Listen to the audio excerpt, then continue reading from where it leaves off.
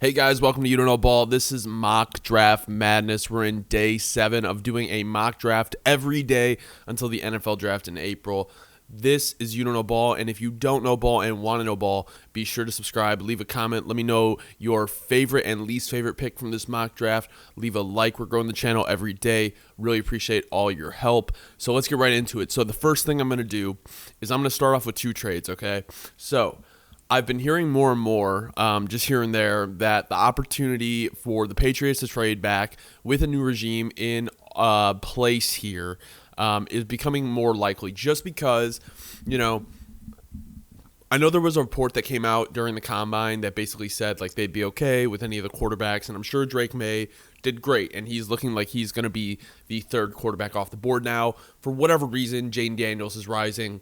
I think it's obviously the production that he had that last year at LSU, but I think if you want the younger guy who has shown, what he can do with less, I mean, like if you look at Drake Maye's stats and what he was able to do at North Carolina the last 2 years, as opposed to Jaden Daniels, who what he did as a 5th-year senior with better weapons and a better O-line than Drake Maye. Yeah, Jaden Daniels had a better year, but over the last couple years, I would say what Drake Maye has done has been a little bit more impressive. So I think it's pretty much a lock at 1 that Caleb Williams is going to go to the Bears. So what we're going to do is we're going to have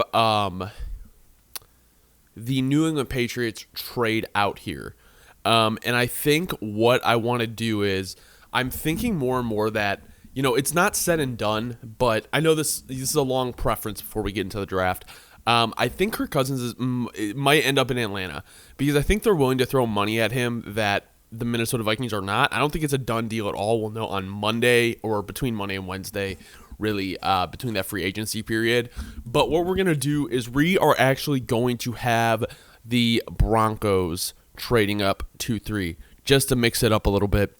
So we're going to have them swap picks. The Broncos are going to give them their 3rd this year, 1st next year, and a 2nd. So we're going to force that trade through. So now the Broncos are picking 3. And now what I'm going to do is we're going to trade again. And we are going to have not the Arizona Cardinals, the Los Angeles Chargers trading back. And I'm going to have them trading back with the Minnesota Vikings. Because I just feel like if Kirk walks, they're going to want to have a plan at quarterback. And I don't know who you're really going to get in free agency. I think you want to get that rookie QB. So I'm going to have the Minnesota Vikings trading up to 5. And I think the more and more I hear with the Chargers is they're willing to trade back or take a tackle. That's kind of where they're targeting right now. And like I said, new front office. They want to be able to gather picks and get everything going. So now the long intro to this video is done. We can get into the mock drafting. The Chargers are not going to be giving up their 2nd. I don't know what I'm doing there. And then probably their 1st next year as well. Maybe... Yeah, I'm just going to do this for now. It'd probably take like a 5th. Let's just do a 5th this year. Or 5th next year as well. So we're going to force that trade through. And we're going to start the draft. So we have the Bears taking Caleb Williams. We have the Washington Commanders taking Jaden Daniels. And then this is interesting, because I know that Sean Payton really, really likes J.J. McCarthy. And I think he has a possibility to go before Drake Maye. Now, do I think that the Broncos will trade up to 3 to take J.J. McCarthy? Probably not. I think a team will probably be higher on Drake Maye than they would be J.J., but with the way things have been like going through reports and everything, I wouldn't be opposed to seeing a mock where JJ goes before Drake Maye. So that's what we're going to do here. Something a little bit weird. Obviously, mock draft madness, doing a mock draft every day. I don't want to do the same thing every day. So mind you, this is all scenario based. This is not what I think exactly is going to happen. But I think, the locks are pretty much Marvin Harrison to the Cardinals and Caleb Williams to the Bears. Like right now, that is what I feel confident saying that I feel like is going to happen for sure. So that leaves Drake Maye to the Minnesota Vikings, which if I'm the Vikings at 5, I'm not too upset about at all. So now we got at number 6 to the New York Giants. So we're seeing an interesting place here because you could take Malik Neighbors, or you could take Rome Odunze. Another thing is, if you want to secure that tackle spot, I know Evan Neal has really not panned out, and I've had them always taking receivers. So what I'm going to do here is I am going to see if we can slide Evan Neal inside. We have Andrew Thomas, we have Joe Alt, and you have a stud on each side of the line. So I know it's a little different than what we've usually been doing with the New York Giants, but I want to try a different scenario with them. And at the end of the day, when you're beefing up the trenches, it's really not a bad pick. It might be the wrong pick, but it's not necessarily a bad pick. At number 7, we have the Tennessee Titans. Now, they have been talking a lot about going receiver and getting that offensive firepower. Rand Carthon, their GM. So I'm going to give them Malik Neighbors. Give a little weapon to Will Levis and that offense. So now we're at the Atlanta Falcons. And here's the thing. I feel like let's play in this scenario that they got Kirk Cousins. That's why they don't trade up. Okay. I feel like they can go get a wide receiver in free agency to be wide receiver 2 to Drake London. I feel like taking a offensive player here when they've taken Bijan, when they've taken Kyle Pitts, when they've taken Drake London would kind of be a little bit not worth it. I don't think it would do them damage. I think it would help their offense a lot. It would help Kirk Cousins a lot. But I feel like their defense has a lot more holes in it. So what I'm going to do is I am going to give them Dallas Turner. At number 9, I think Rome Odunze is a pretty easy choice here for the Chicago Bears, so that's what I'm going to do. At number 10, we have the New York Jets. So, we could go... It's going to be tackle here, guys. Like, no matter how many mock drafts we do, whether it's Talisa Fuaga, whether it's Olu Fashanu, whether it's J.C. Latham, whether it's Amarius Mims, the reality is it's going to be tackle here. Now, what tackle? I think it's probably Talisa Fuaga or Olu Fashanu. I mocked J.C. Latham here before, but if you look at the draft picks for the New York Jets, they have a lot of picks here. They don't have any second-round picks. They have a third-round pick, and then it's like all late-round picks. So I'm thinking what we could do maybe is have a team trade up, and then they can recoup that second-round pick. But I'm trying to figure out what team would trade up. So let's do a trade up with the Bengals here. And the Bengals are going to come up and get Brock Bowers. So they're going to give them their second. And then let's see. What could we do? I feel like maybe a fourth rounder next year. We give them a sixth, and we'll force that trade through then. All right, so now the Bengals are on the clock at 10, and they are going to take Brock Bowers off the board. Now, this leaves the Chargers in a really good spot if they want to take tackle. They could take Talisa Fuaga. They could take Olu Fashanu. They could take J.C. Latham. I think as a team that wants to run the ball, you're going to take Talisa Fuaga, who is probably the best run blocker in the draft. Olu Fashanu, if they want to pass, and I'm not saying they won't pass, but I'm saying if you have Rashawn Slater and Talisa Fuaga, you can run the ball, you can throw the ball, you can do whatever you want. At number 12, we have the New England Patriots, who have recently acquired some more picks to build in this draft and next year. So now we're sitting here. They pretty much need everything. I feel like J.C. Latham or let's go Olu Fashanu to the New England Patriots. They need O-line help badly, and Olu Fashanu has long been regarded as OT2 in this class. He's kind of been tied with OT2 with Talisa Fuaga recently, and I'm interested to see how that kind of pans out during draft day. I felt for a long time, or like when it gets closer to draft, I felt like a long time Olu Fashanu was kind of that solidified OT2 or maybe even OT1 with Joe Alt. So number 13, we have the Las Vegas Raiders. So we have 13, 44, 77. Now, they are in an interesting spot because they really do need a quarterback. So do they reach on Bo Nix? Do they reach on Michael Penix?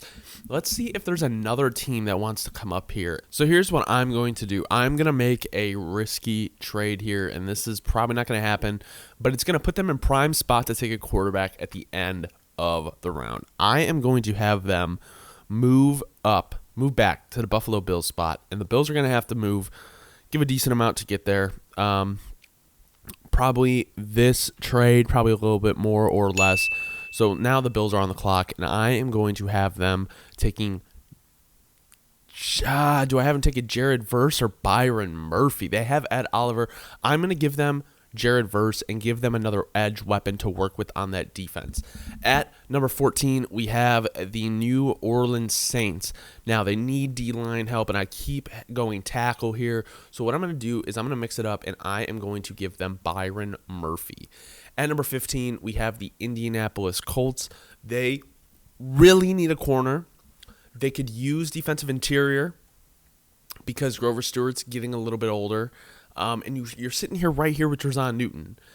So I think they're probably going to go corner, but I've been going a lot of different positions than what I've usually been giving these teams. So I'm going to stick with that theme, and I'm going to go Terzon Newton to the Colts. So we have two of the defensive interior linemen going back-to-back. Now, I was going to have the Steelers trade up here just for a center prospect, like Jackson Powers-Johnson, but I will say this. I have seen that they brought in Mitch Morse, the Buffalo Bills center that they cut, and I think they're probably going to get a center in free agency. I don't think they're going to draft one the more and more I've been seeing it. So what I'm going to do is I'm going to give Leatu Latu to the Seattle Seahawks. At number 17, the Jacksonville Jaguars just basically secured both their guards, and they brought in Mitch Morse as well to interview as center. So now we're in an interesting spot. I think giving them Quinyon Mitchell from Toledo will do them wonders in their secondary, and I think it is a good match. They really need that quality CB1. And now we're sitting in a great spot for the Jets. We've been able to recoup some picks. They've got some picks this year. They got an extra pick last year, and now they can take J.C. Latham off the board, and they recoup some picks. They got a second-round pick back. They can keep building that O-line. At number 19, we have the Los Angeles Rams. We're in an interesting spot. They just re-signed Kevin Dotson, and honestly, Terrion Arnold would be a great pick for them. At number 20, we have the Pittsburgh Steelers. Now, do they take Jackson Powers-Johnson at center? I don't know, but I feel like they are a prime candidate for him, and he's sitting right here. So I am going to, but I could give them a tackle. I could give him Graham Barton. I mean, they can. The thing with Graham Barton is, like, Graham Barton can play tackle if they need. Jackson Howard-Johnson is not going to be playing tackle for you. So I'm almost actually, now that I'm thinking about it, give him Troy Fontanu. He can play tackle. He can play all the interior positions. I think it's a great spot for them. So with that being said, I'm going to give Jackson Powers-Johnson to the Miami Dolphins, who definitely need interior line help. Cooper DeJean to the Eagles makes too much sense. And now we're sitting here at an interesting spot with the Houston Texans, because you do want to go interior O-line or interior D-line, but the next nearest guy, kind of, Braden Fisk, I don't know if he's necessarily a first round. I had Devondre Sweat coming up and taking him, but I'm not too confident on how I'd feel about that. So at number 23 with the Houston Texans, what do I want to do here? It's a very interesting spot. They do need D-line help, and let's see what the edge. Sarah, I know you're going to hate this, but I just don't know if Jonathan Grenard is going to be back this year. I don't know he's going to be back this year. So Chris Braswell would be interesting. Pair back up the Alabama edges. You could give him Chop Robinson. So I'm going to give him Chris Braswell, put him on the opposite side of Will Anderson. Alabama boys are back at it. At number 24, we have the Dallas Cowboys. There's so much we could do here. We can go to Marius Mims. We can go Tyler Guyton. There's a lot we can do, and I think Graham Barton fits them perfectly. At number 25, we have the Green Bay Packers. You could give them, I think Tyler Nubin makes a lot of sense. I think Cooper DeJean would have been a great pick if he was still here. So I like the fact that they do need corners here. So you know what I'm going to do? I'm going to mix it up a little bit. I'm going to give them TJ Tampa. I really like Tampa, and I think he could rise up draft boards after, I believe he does. I think he's doing a pro day. So once he does his pro day. At number 26, we have the Tampa Bay Buccaneers, who could use some interior help, but Most of the interior guys have went off the board. Actually, I'm going to give them Zach Frazier. Ryan Jensen retired. Perfect replacement. At number 27, we have the Arizona Cardinals. I am going to give them, could go with Marius Mims, not bad, and could give him Tyler Guyton.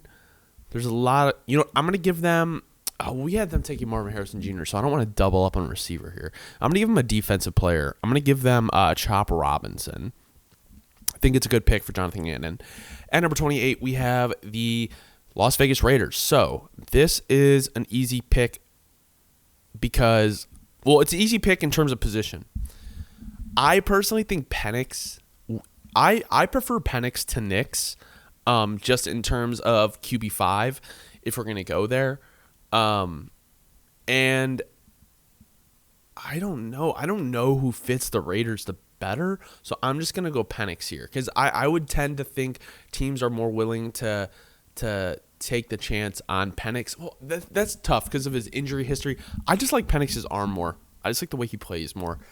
At number 29, we have the Detroit Lions on the board. You need cornerback help, so you could go Nate Wiggins. I'm going to give him Nate Wiggins because he's probably the highest rated corner on the board. I know he's really small, and I don't know how much he fits the Lions in terms of like the Lion way, like the bite your kneecaps off type of guy. But he is a super talented corner, and they desperately need corner help. At number 30, I am going to give the Baltimore Ravens Marius Mims. Very athletic tackle who could develop under Morgan Moses and Ronnie Stanley. At number 31, we have the San Francisco 49ers. They need O-line help. We could go Tyler Guyton. We could go Jordan Morgan. They do need cornerback help. Let me see who's next on the interior O-line. I don't want to reach too far for Christian Haynes. They really are dealing with wide receiver issues now. Corner's kind of a tough spot too. Let's give him Cooley McKinstry to the San Francisco 49ers. I've been going O-line there. Let's mix it up and give him a cornerback. They do need some more depth there. Not that Cooley would be depth, but you get a first round, maybe early second round talent there. I mean, you're at the end of the first, mostly second round guys anyway. At number 32, so I think Tyler Guyton would be an interesting pick for the Kansas City Chiefs, and they do have a second-round pick. Let's see. There's a lot of guys they can get here, a lot of guys. So what I'm going to do is I am going to give them Brian Thomas Jr. would kind of be nuts. I'm going to give him Brian Thomas Jr., actually. I know I said it's a deep wide receiver class, but Brian Thomas Jr. sitting there at 32 is just really hard to pass up. Thank you guys so much for watching. If you don't know ball and want to know ball, be sure to subscribe, leave a like. Let me know in the comments your favorite and least favorite pick from this mock draft. We got a little wild with the trades. We got a little bit wild with the picks that I had going. Just wanted to switch it up a little bit. Day 7, we've been doing it for a week. We still got, 48 days to go, 48 more mock drafts. And as more information comes out and more news comes out, it will obviously affect the mock drafts. As I forgot, also, let me know trade scenarios and player scenarios, like where you guys want to see this team guys go. Let me know in the comments also, like trade scenarios or like player scenarios. So like, for example, if you want a certain player mocked to your team, let me know so I can try to get them there, because one domino is going to affect the whole draft. So if I put one player here, it's going to affect how everybody else is picked.